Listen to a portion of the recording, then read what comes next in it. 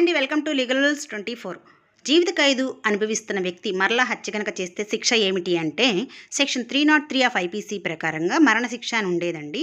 అయితే డైరెక్ట్గా మరణశిక్ష విధించడం అనేది ఆర్టికల్ 14 ప్రకారంగా వైలేట్ అవుతుంది కాబట్టి myth versus state of Punjab కేసులో సుప్రీంకోర్టు వారు సెక్షన్ 303 ఐపీసీని స్ట్రక్ డౌన్ చేశారు. మన భారతీయ న్యాయ సంహితలో ఈ కాన్సెప్ట్ని సెక్షన్ 104లో రీఇంట్రడ్యూస్ చేశారండి. పనిష్మెంట్ని కూడా మోడిఫై చేశారు. అయితే ఇక్కడ unlike section 303 of IPC, section 104 of బిఎన్ఎస్లో not mandatory to award death sentence to life convict who is murderer అన్నారండి. జడ్జెస్కి ఆప్షన్ ఇస్తూ డెత్ ఆర్ లైఫ్ ఇంప్రిజన్మెంట్ అన్నారు. లైఫ్ ఇంప్రిజన్మెంట్ అంటే reminder of that person's natural life అన్నారండి.